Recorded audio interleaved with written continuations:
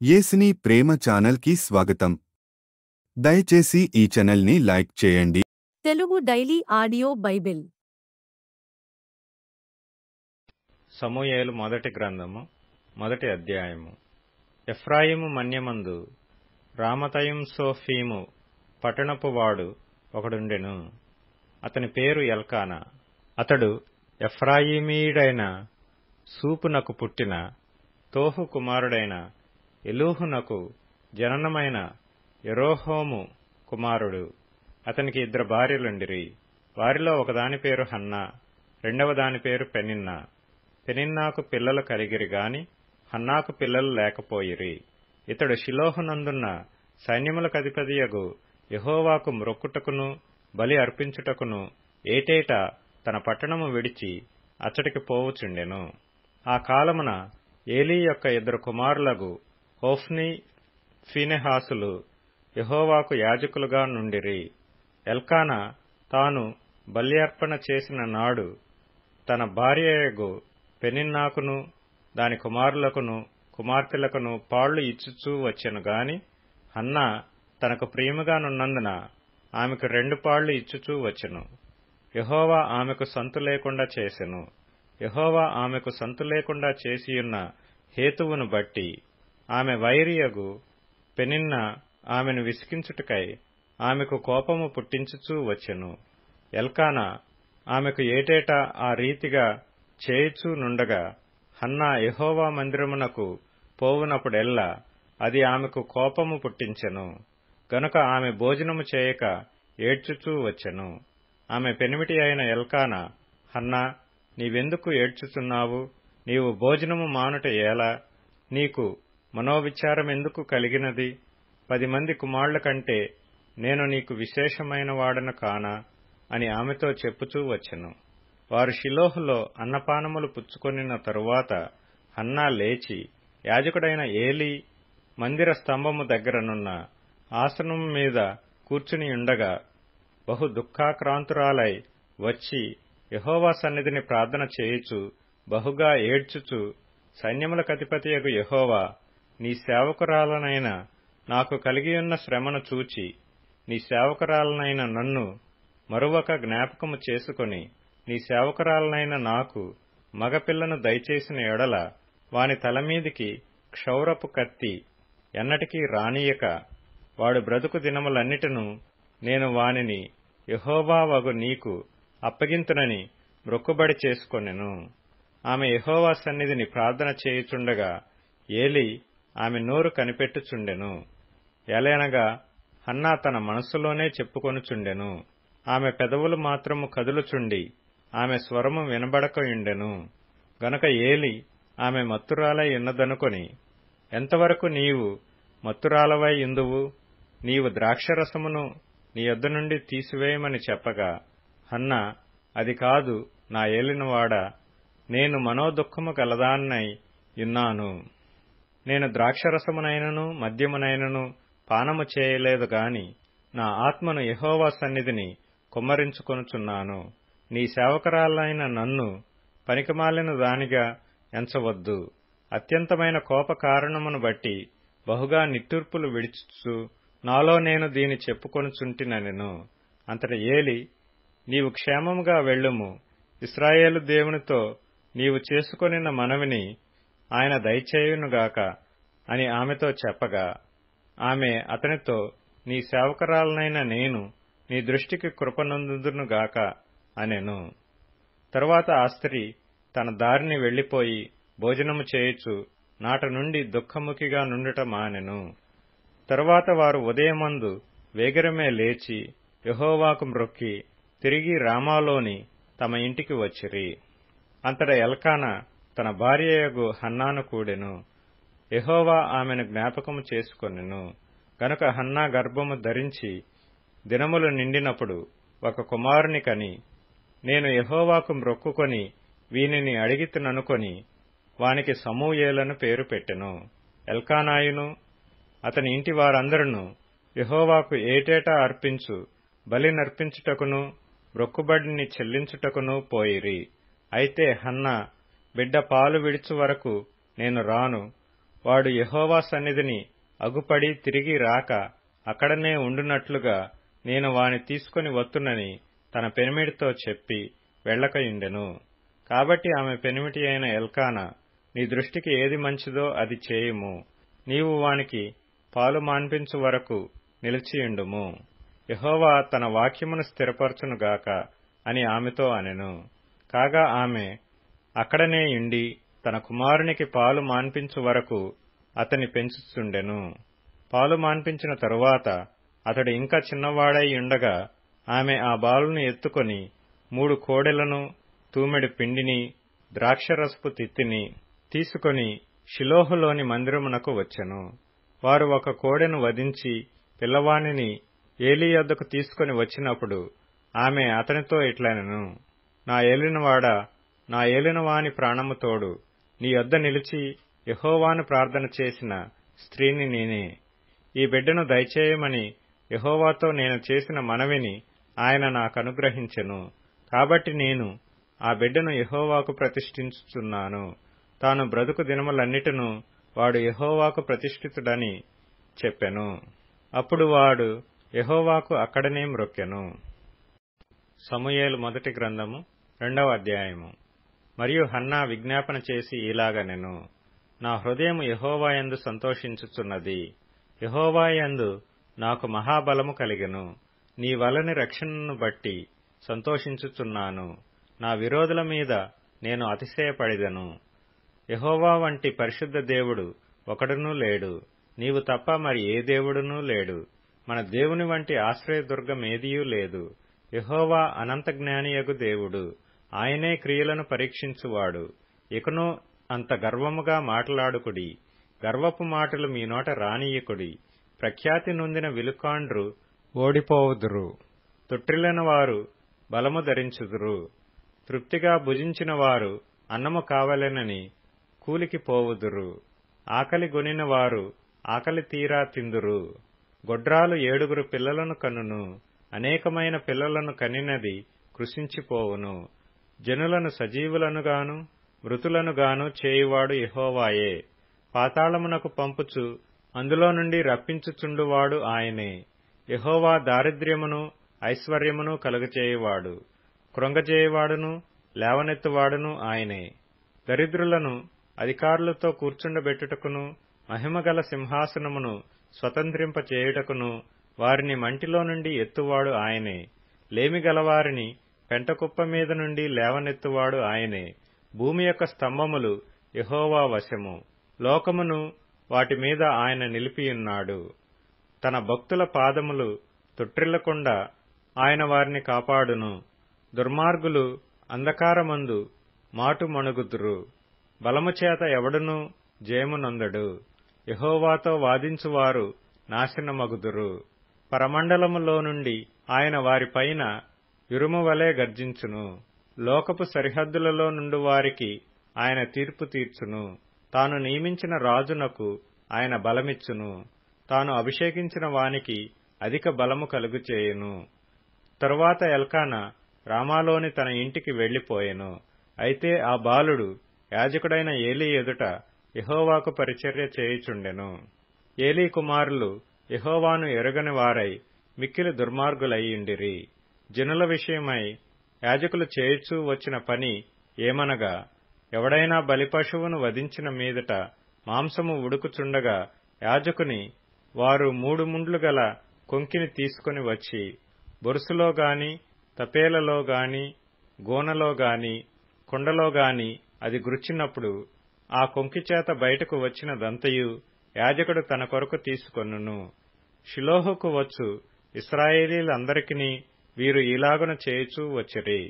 ఇదియుగాక వారు క్రొవ్వును దహింపక మునుపు యాజకుని పనివాడు వచ్చి బలిపశువును వధించువానితో, యాజకునికి వండించుటకై మాంసమిమ్ము, ఉడకబెట్టిన మాంసము అతడు నీ యొద్ద తీసుకొనడు, పచ్చి మాంసమే కావలెను అని చెప్పుచూ వచ్చెను. ఈ క్షణమందే వారు క్రొవ్వును దహింతురు. తరువాత నీ మనస్సు వచ్చినంత మట్టుకు తీసుకొనవచ్చునని వానితో ఆ మనిషి చెప్పిన ఎడల, అలాగు వద్దు, ఇప్పుడే ఇయ్యవలెను, లేని ఎడల బలవంతము చేత తీసుకొందునను. అందువలన జనులు యెహోవాకు నైవేద్యము చేయుటయందు అసహ్యపడుటకు ఆ యవనులు కారణమైరి గనుక వారి పాపము యెహోవా సన్నిధిని బహు గొప్పదాయెను. బాలుడైన సమూయేలు నారతో వేయబడిన ఏఫోదు ధరించుకుని యెహోవాకు పరిచర్య చేయుచుండెను. వాని తల్లి వానికి చిన్న అంగీ ఒకటి కుట్టి ఏటేటా బలి అర్పించుటకు తన పెనిమిటితో కూడా వచ్చినప్పుడు దాని తెచ్చి వానికిచ్చుతూ వచ్చెను. యెహోవా సన్నిధిని మనవి చేసుకొనగా, నీకు దొరికిన ఈ సంతానమునకు ప్రతిగా యెహోవా నీకు సంతానమునిచ్చునుగాక అని ఏలీ ఎల్కానాను అతని భార్యను దీవించిన తరువాత వారు ఇంటికి వెళ్ళిరి. యెహోవా హన్నాను దర్శింపగా ఆమె గర్భవతి అయి 3 కుమారులను 2 కుమార్తెలను కనెను. అయితే బాలుడగు సమూయేలు యెహోవా సన్నిధిని ఉండి ఎదుగుచుండెను. ఏలీ బహు వృద్ధుడాయెను. ఇశ్రాయేలీలకు తన కుమారులు చేసిన కార్యములన్నీయు, వారు ప్రత్యక్షపు గుడారము యొక్క ద్వారము దగ్గరకు సేవ చేయుటకు వచ్చిన స్త్రీలతో శయనించుటయును మాట చెవిని పడగా వారిని పిలిచి ఇట్లనెను, ఈ జనుల ముందర మీరు చేసిన చెడ్డ కార్యములు నాకు వినబడినవి. ఈలాటి కార్యములు మీరెందుకు చేయుచున్నారు? నా కుమారులారా, ఇలాగు చేయవద్దు. నాకు వినబడినది మంచిది కాదు.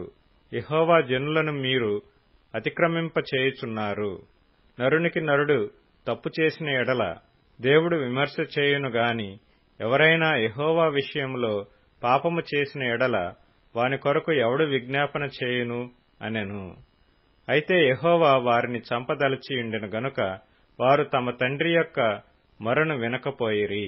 బాలుడగు సమూయేలు ఇంకనూ ఎదుగుచు యెహోవా దయయందును మనుషుల దయయందును వర్ధిల్లుచుండెను. అంతట దైవజనుడొకడు ఏలీ యొద్దకు వచ్చి ఇట్లనెను, యెహోవా నిన్ను గూర్చి సెలవిచ్చినదేమనగా, నీ పితరుని ఇంటివారు ఐగుప్తు దేశమందు ఫరో ఇంటిలో ఉండగా నేను వారికి ప్రత్యక్షమైతిని. అతడు నా ముందర ఏఫోదును ధరించి నా బలిపీఠము మీద అర్పణమును ధూపమును అర్పించుటకై నాకు యాజకుడగునట్లు ఇశ్రాయేలు గోత్రములలో నుండి నేను అతని ఏర్పరచుకొంటిని. ఇశ్రాయేలీలు అర్పించిన హోమ వస్తువులన్నిటినీ నీ పితరుని ఇంటివారికిచ్చితిని. నా నివాస స్థలమునకు నేను నిర్ణయించిన బలి నైవేద్యములను మీరేలా తృణీకరించుచున్నారు? మిమ్మును క్రొవ్వబెట్టుకొనుటకై నా జనులగు ఇశ్రాయేలీలు చేయు నైవేద్యములలో శ్రేష్ఠ భాగములను పట్టుకొనుచు నాకంటే నీ కుమారులను నీవు గొప్ప చేయుచున్నావు. నీ ఇంటివారును నీ పితరుని ఇంటివారును నా సన్నిధిని యాజకత్వము జరిగించుదురని యెహోవా ఆజ్ఞ ఇచ్చియున్నను, ఇప్పుడు అది నా మనసునకు కేవలము ప్రతికూలమాయనని ఇశ్రాయేలీల దేవుడైన యెహోవా సెలవిచ్చుచున్నాడు. కావున యెహోవా వాక్కు ఏదనగా, నన్ను గనపరచువారిని నేను గనపరచుదును, నన్ను తృణీకరించువారు తృణీకారమొందుదురు. ఆలకించుము, రాగల దినములలో నీ బలమును నీ పితరుని ఇంటి బలమును నేను తక్కువ చేతును. నీ ఇంట ముసలివాడు ఒకడునూ లేకపోవును. యెహోవా ఇశ్రాయేలీలకు చేయదలిచిన మేలు విషయంలో నా నివాస స్థలమునకు అపాయము కలుగగా నీవు చూతువు. ఎప్పటికీ నీ ఇంట ముసలివాడు ఉండడు. నా బలిపీఠమునొద్ద నెవడూ ఉండకుండా నేనందరినీ నశింపచేయక విడిచువాడను గనుక అది నీ కన్నులు క్షీణించుటకును నీవు దుఃఖము చేత క్షయమగుటకును సాధనమగును. నీ సంతానపు వారందరూ వయఃకాలమందు మరణమగుదురు. నీ 2 కుమారులైన హోఫ్నీకిని ఫీనెహాసునకును సంభవించునని నేను చెప్పిన దానికి నీకు సూచనగా నుండును. ఒక్కనాటి యందే వారిద్దరూ మరణమవుదురు.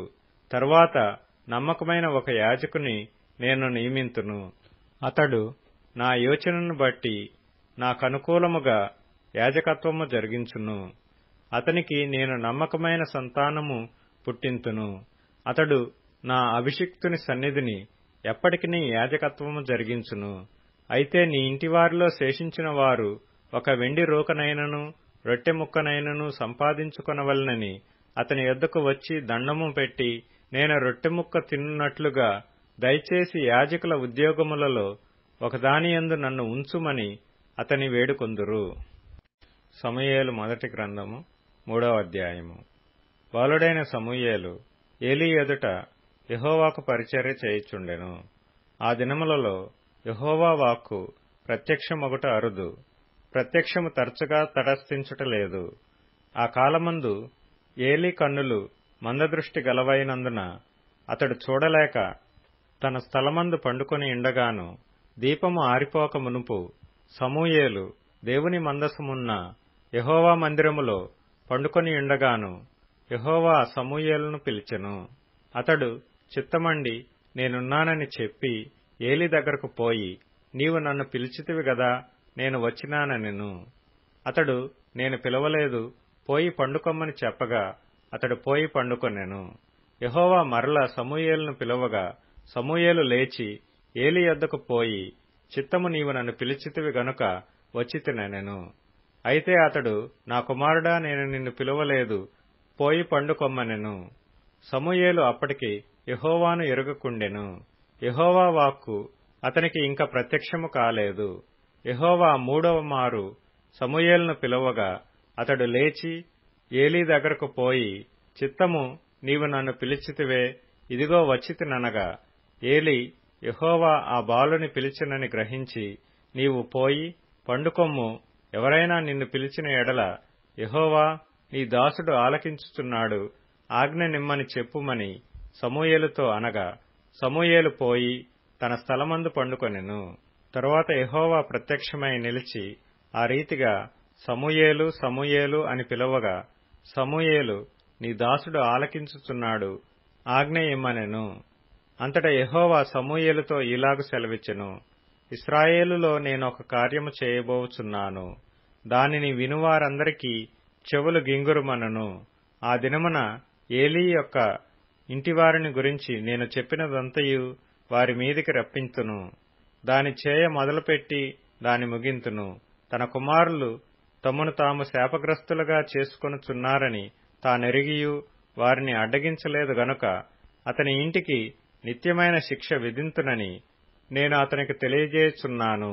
కాబట్టి ఏలీ ఇంటివారి దోషమునకు బలిచేతనైనను నైవేద్యము చేతనైనను ఎన్నటికినీ ప్రాయశ్చిత్తము చేయబడదని నేను ప్రమాణపూర్వకంగా ఆజ్ఞాపించితిని. తరువాత సమూయేలు ఉదయమగు వరకు పండుకొని లేచి యెహోవా మందిరపు తలుపులను తీసిన గాని భయపడి తనకు కలిగిన దర్శన సంగతి ఏలీతో చెప్పకపోయెను. అయితే ఏలీ, సమూయేలు, నా కుమారుడా అని సమూయేలును పిలవగా అతడు, చిత్తము నేనిక్కడ ఉన్నానెను. ఏలీ, నీతో యెహోవా ఏమి సెలవిచ్చినో మరుగు చేయక దయచేసి నాతో చెప్పుము. ఆయన నీతో సెలవిచ్చిన సంగతులలో ఏదైనా నీవు మరుగుచేసిన ఎడల అంతకంటే అధికమైన కీడు ఆయన నీకు కలుగజేయునుగాకని చెప్పగా సమూయేలు దేనిని మరుగు చేయక సంగతి అంతయు అతనికి తెలియచెప్పెను. ఏలీ విని, సెలవిచ్చినవాడు యెహోవా, తన దృష్టికి అనుకూలమైన దానిని ఆయన చేయునుగాక అనెను. సమూయేలు పెద్దవాడు కాగా యెహోవా అతనికి తోడైయున్నందున అతని మాటలలో ఏదియూ తప్పిపోలేదు. కాబట్టి సమూయేలు యెహోవాకు ప్రవక్తగా స్థిరపడినని దాను మొదలుకొని బెయేర్షెబా వరకు ఇశ్రాయేలీలందరూ తెలుసుకొనిరి. మరియు షిలోహులో యెహోవా మరలా దర్శనమిచ్చుచుండెను. షిలోహులో యెహోవా తన వాక్కు చేత సమూయేలునకు ప్రత్యక్షమగుచూ వచ్చెను. సమూయేలు మాట ఇశ్రాయేలీలందరిలో వెల్లడి ఆయెను. లూకాసు వార్త 12వ అధ్యాయం. అంతలో ఒకనినొకడు త్రొక్కుకొనున్నట్లు వేల కొలది జనులు కూడినప్పుడు ఆయన తన శిష్యులతో మొదట ఇట్లని చెప్పసాగెను. పరిసయ్యుల వేషధారణ అను పులిసిన పిండిని గూర్చి జాగ్రత్తపడుడి. మరుగైనదేదియూ బయలుపరచపడకపోదు, రహస్యమైనదేదియూ తెలియబడకపోదు. అందుచేత మీరు చీకటిలో మాటలాడుకొనున్నవి వెలుగులో వినబడును, మీరు గదులయందు చెవిలో చెప్పుకొనున్నది మిద్దెల మీద చాటింపబడును. నా స్నేహితులైన మీతో నేను చెప్పున్నదేమనగా, దేహమును చంపిన తరువాత మరేమీయూ చేయనేరని వారికి భయపడకుడి. ఎవనికి మీరు భయపడవలెనో మీకు తెలియజేయుదును. చంపిన తరువాత నరకములో పడద్రోయు శక్తిగల వానికి భయపడుడి. ఆయనకే భయపడుడని మీతో చెప్పుచున్నాను. 5 పిచ్చుకలు 2 కాసులకు అమ్మబడును గదా, అయినను వాటిలో ఒకటైనను దేవుని ఎదుట మరవబడదు. మీ తల వెంట్రుకలన్నీయు లెక్కింపబడియున్నవి. భయపడకుడి, మీరు అనేకమైన పిచ్చుకల కంటే శ్రేష్ఠులు కారా? మరియు నేను మీతో చెప్పునదేమనగా, నన్ను మనుషుల ఎదుట ఒప్పుకొనువాడెవడో మనుష్య కుమారుడు దేవుని దూతల ఎదుట వానిని ఒప్పుకొనును. మనుష్యుల ఎదుట నన్ను ఎరగనను వానిని నేనును ఎరగనని దేవుని దూతల ఎదుట చెప్పుదును. మనుష్య కుమారుని మీద వ్యతిరేకముగా ఒక మాట పలుకువానికి పాపక్షమాపణ కలుగును గాని పరిశుద్ధాత్మను దూషించువానికి క్షమాపణ లేదు. వారు సమాజ మందిరముల పెద్దల యొద్దకును అధిపతుల యొద్దకును అధికారుల యొద్దకును మిమ్ము తీసుకుని పోవునప్పుడు మీరు ఎలాగు ఉత్తరమిచ్చెదమో ఏమి మాట్లాడుదుమా అని చింతింపకుడి. మీరేమి చెప్పవలసినదియు పరిశుద్ధాత్మ ఆ గడియలోనే మీకు నేర్పుననెను. ఆ జనసమూహములలో ఒకడు, బోధకుడా, పిత్రార్జితములో నాకు పాలు పంచి పెట్టవలెనని నా సహోదరునితో చెప్పుమని ఆయననడగగా, ఆయన పోయి మీమీద తీర్పరినిగా నైనను పంచిపెట్టువానిగా నైనను నన్నెవడు నియమించెనని అతనితో చెప్పెను. మరియు ఆయన వారితో, మీరు ఏ విధమైన లోభమునకు ఎడమీయక జాగ్రత్తపడుడి.